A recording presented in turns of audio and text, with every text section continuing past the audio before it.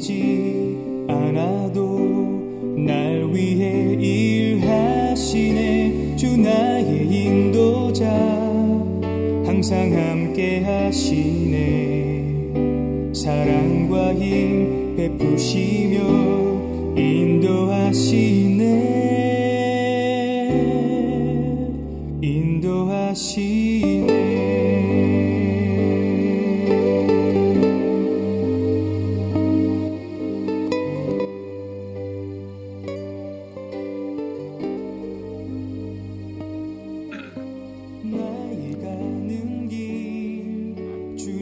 여러분 안녕하세요. 월요일은 아무래도 힘드시죠? 오늘 하루도 수고 많이 하셨습니다.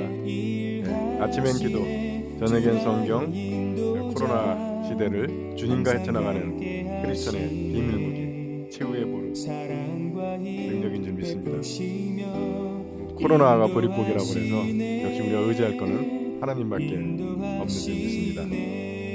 오늘은 전쟁에 나가는 이야기예요. 인생의 전쟁에 나가는 데 지혜 배워서 받을 수 있을 줄 믿습니다. 함께 보시죠. 전장에 나갈 때 원수를 치러 싸움터에 나갔다가 적군이 너보다 많은 말과 병거를 몰고 나타나더라도 두려워하지 말라. 너희를 에집트 땅에서 올라오게 해주신 너희 하나님 야훼께서 너희 편에 서 주신다. 이걸 기억하라는 거죠. 저게 뭐 대단한 거예요. 에집트에서 올라오게 해주신, 물론 노예로 살던 걸 해방시켜준 것도 어마어마한 일이지만 그 대상이 에집트라는 거예요. 여러분 메소포타미아 쪽에서는 북쪽에는 그 아시리아, 바벨론, 페르시아, 로마, 그리스 계속 명멸돼. 메소포타미아가 한 축이죠. 그 다음에 이 남쪽의 한 축이 에집트입니다. 에집트는 변하질 않아요. 그래서 꼭 우리처럼 중국하고 일본처럼 이 메소포타미아가 통일을 하면 이제 에집트를 치려고 내려오면서 이제 이스라엘 거쳐가고, 또 에집트가 여기서 이제 내전이 끝나고 정리가 되면 또 메소포타미아 먹으려고 또 올라가고, 꼭 우리처럼. 그래서 그 이스라엘도 전쟁이 한 2,000번 넘는다 그러죠. 우리도 2,000번 넘는다 그래요.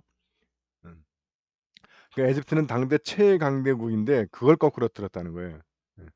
그러니까 우리 하느님이 에집트 같은 강대국도 그냥 거꾸로 때리는데 네 앞에 있는 적이 많아봐야 겁먹지 말라는 거예요. 하느님이 너를 도와주신다.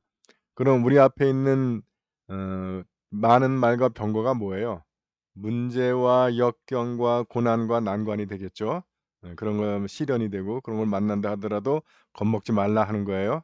야훼께서 우리 편이 되어주신다. 이 한마디면 오늘 끝나네. 그만할까요?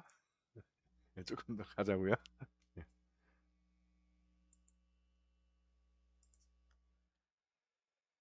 자, 그래서 이제 전장에 나가기 전에 쭉 그 이야기를 해요. 장교들이 군인들에게. 새 집을 짓고 그 집을 아직 하느님께 봉헌하지 못한 사람이 있느냐? 즉 아직 집에 들어가서 살지도 못한 사람이, 살아보지도 못한 놈이 있느냐? 그런 사람은 집으로 돌아가라. 싸움터에 나갔다가 죽어서 남이 그 집을 봉헌하게 할 수 있느냐?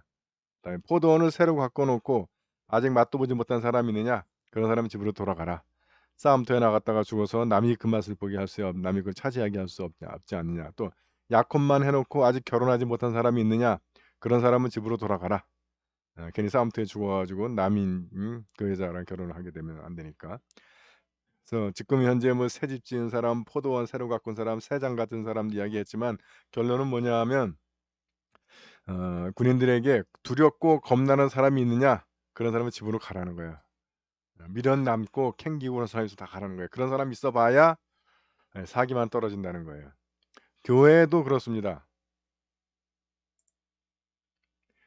우리 한국 사람들은 특징이 전체가 다 모두 다 이걸 좋아하는데, 그래서 교회도 전 교인이 다 해야 된다고 생각하는데 그러면은 하세월이야, 하세월. 그래가지고 또 우리 또 한국 사람 특징이 있잖아요. 막 강권하는 거. 그래서 억지로 동원해가지고 다 참여시키면 그 사람들이 하기 싫어가지고 나이와 하기 싫어하고 반대하면 괜찮은데, 그렇게 반대하면 자기가 소극적인 사람이고 태클 거는 사람이고 반대하는 사람이 될까봐 그렇게 얘기를 안 하고 뭔가 거창한 이야기들을, 신학적인 이야기, 신앙적인 이야기, 경건하고 거룩한 주제를 끌고 와가지고 내가 그 일을 안 하는 이유가 뭐예요? 그것이 비신학적이기 때문에, 그것이 비성경적이기 때문에, 그것이 신앙적으로 올바르지 않기 때문에 안 한다. 그렇게 핑계를 댄다고. 예. 그래 가지고 순진한 백성들은 거기에 넘어가 가지고 그런 거 하고 흔들려 버려요. 그래서 그걸 못하게 되는 경우가 굉장히 많습니다. 그래서 지금 어떤 분들은 제 태도를 잘 이해 못하는 분들이 계세요. 조금 좀 핑계 대면 "예 하지 마세요." 그러고 딱 자르는데, 그러면 인제 물론 걱정되죠. 저러다가 할 사람 아무도 누가 하나, 다 안 하지 이렇게 하실 텐데, 뭐 한 명이 됐든 두 명이 됐든 하고 싶은 사람들이 해야 그 일이 탄력이 붙습니다. 하기 싫은 사람들이 끼면 결국은 그런 식으로 계속 문제 제기해 가지고 딴지 걸어서 못 멈추게 해요. 이스라엘 백성들이 광야에서도 똑같은 일이 벌어집니다. 광야에서 원망하고 불평하는 사람들이 누구냐 하면 이스라엘 백성들이 아니고 이스라엘 백성들 팀에 끼어 있는 사람들. 그러니까 이방 백성인데 결혼해 가지고 한 가족이 됐거나 뭐 노예여 가지고 한 가족이 꼈고 이렇게 낀 사람들이에요. 이스라엘 백성들은 아브라함, 이삭, 야곱에게 하나님이 약속해 가지고 "너네는 가나안 땅을 주겠다." 해서 비전이 있어요. 목표가 있어. 근데 그렇게 이렇게 저렇게 오합지졸 낀 사람들은 굳이 생고생해 가면서 가나안을 갈 이유가 없어요. 그러니까 "아유 우린 뭐 유대인도 아닌데 우리가 왜 생고생해 가면서 거길 가야 되냐." 이렇게 얘기하지 않아. 예. 그렇게 얘기했다가는 뭐 결혼 깨지거나 뭐 관계가 깨질 수 있으니까 그렇게 얘기하지 않고 뭐라고 그래요? 뭐 "애굽의 고깃값만 곁에서 빵을 실컷 배불리 먹었는데 뭐 광야에서 먹는 만나는 뭐 맛대가리도 없고 고기 좀 먹어 봤으면 좋겠다." 계속 그런 식으로 해서 감성 자극해 가지고 백성들은 민심을 흉흉하게 만드는 거예요. 아예 그냥 싹 빼고 가면 좋은데, 또 뭐 이게 뿌리가 얽혀 있으니까 그거 다 제거하지도 못하고 같이 가는데, 그러다 보니까 그런 문제가 발생합니다, 계속해서. 그래서 결국 모세도 못 건너가게 되는 거죠. 신약에서도 복음서에 그런 말이 나와요. 가라지의 비유에서 씨 뿌리지도 않았는데 원수가 밤중에 와 가지고 밀밭에다가 가라지를 뿌려. 그래 가지고 종들이 묻잖아요, 주님께. 주인에게 "이거 가라지를 뽑을 거야." 그러니까 "내버려 둬라." 괜히 가라지를 뽑다가 밀까지 뽑게 된다는 거예요. 뿌리가 연결되어 있으니까. "추수 때 결판 낸다." 하는 거예요. 네. 그래서 저는 그래서 뭐 쭈뼛쭈뼛 하는 사람들은 "오케이. 안 하셔도 됩니다." 그래서 "저는 그걸 안 하겠습니다." 하는 말을 편하게 할 수 있는 분위기를 만들어야 돼요. 그래서 그러니까 "안 하겠습니다는 저거는 의리가 없네. 배신자네. 신앙이 부족하네." 그렇게 정죄를 해 버리면 그 사람이 그 말을 못 해. 하기 싫은데도. 하기 싫은데도 끌려가니깐 하기 계속 딴 핑계를 잡아서 결국 그 일을 못 하게 만들어 버려요. 그러니까 이거 굉장히 중요한 얘기입니다. 어 두렵거든 어 빠져라. 괜히 사기 떨어뜨리지 말고 하는 게 맞습니다. 그래서 요걸 좀 멋있는 말로 표현하면,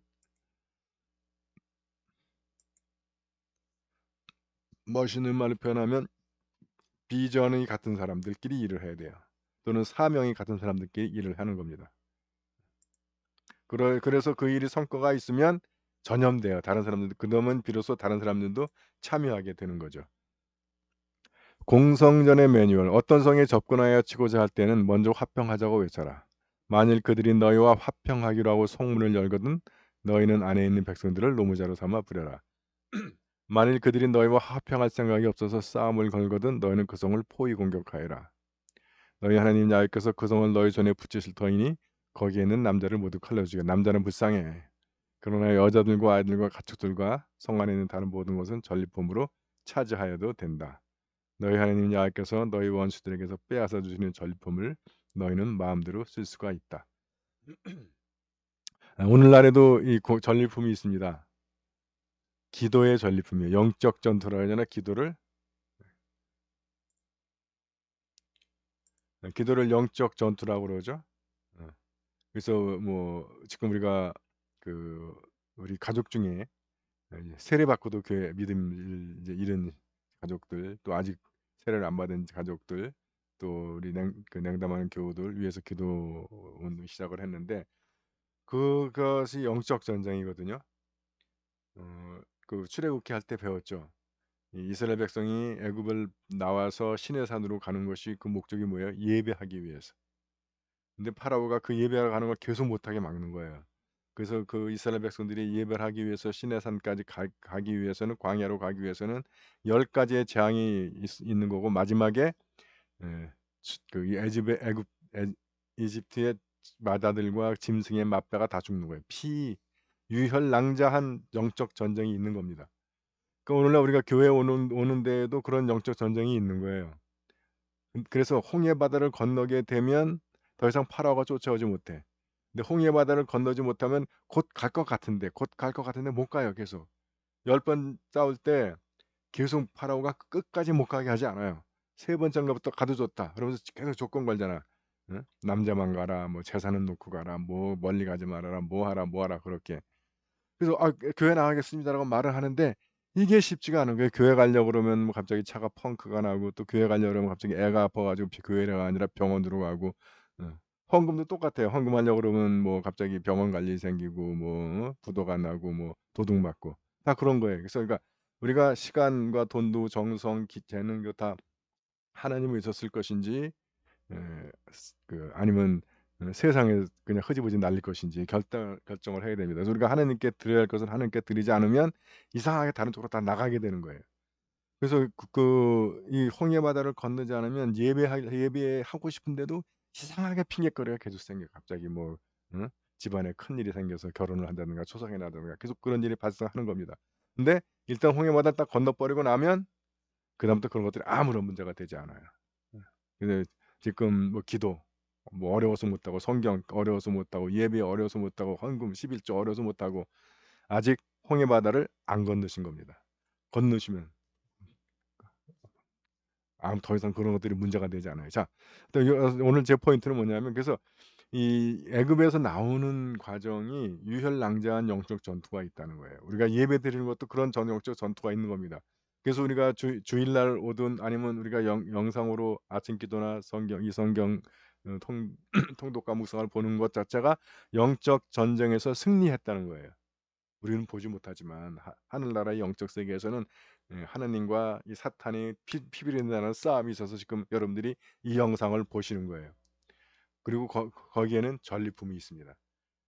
그 자녀가 믿음을 회복해서 교회를 나온다든가, 하여튼 우리가 뭔가 누릴 수 있는 것, 기쁨과 감사와 찬양과 감동과 은혜가 있다는 거예요. 그리고 그 전리품은 하나님은 안 가지세요. 우리를 주시는 거예요. 그래서 우리가 이 영적 전리품은 우리 마음대로 쓸 수가 있다는 겁니다.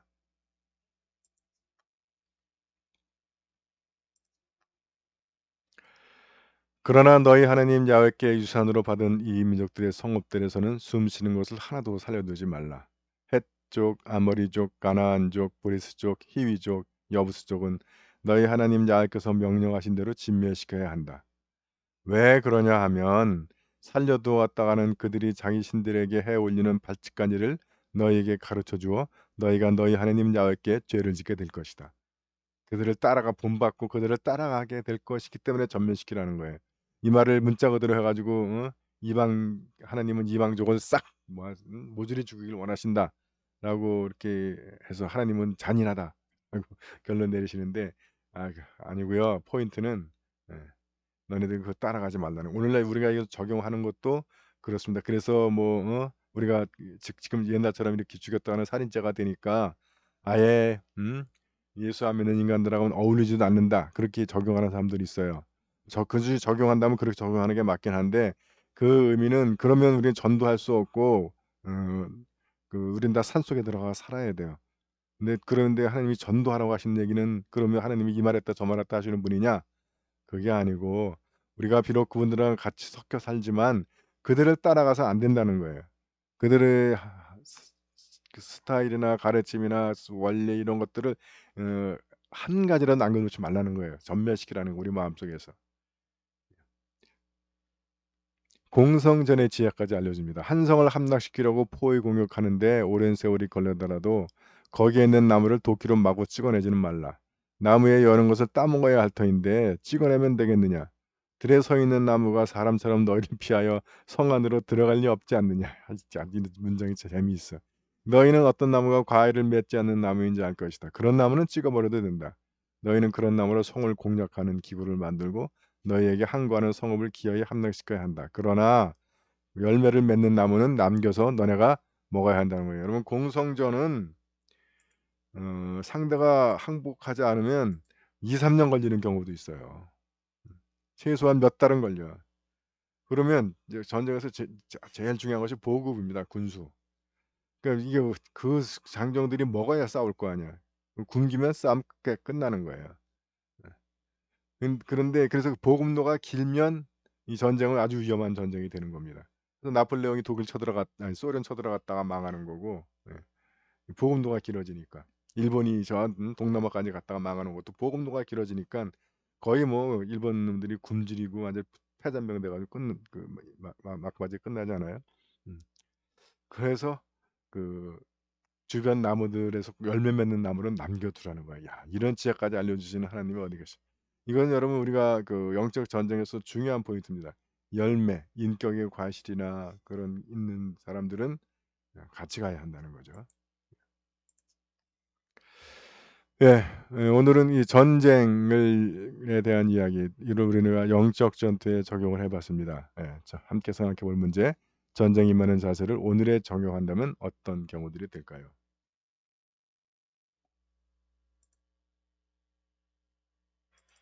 어느 날 문득 당신이 찾아온 예, 교우 여러분, 오늘은 여기까지입니다.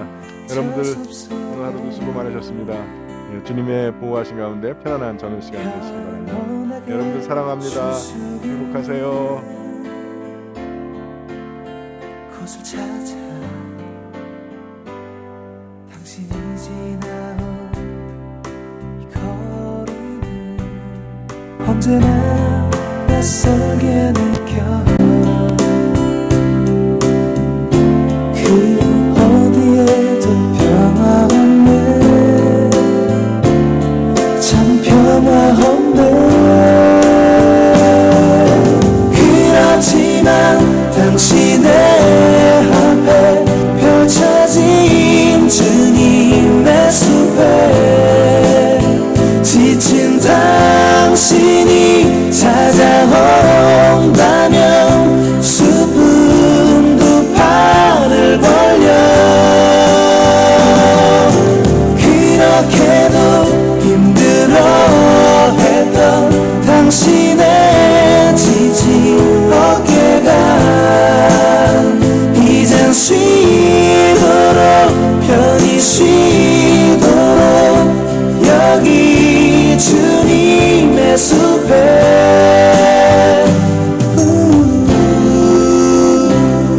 당신이 느꼈던 지난 날의 슬픔의 기억들을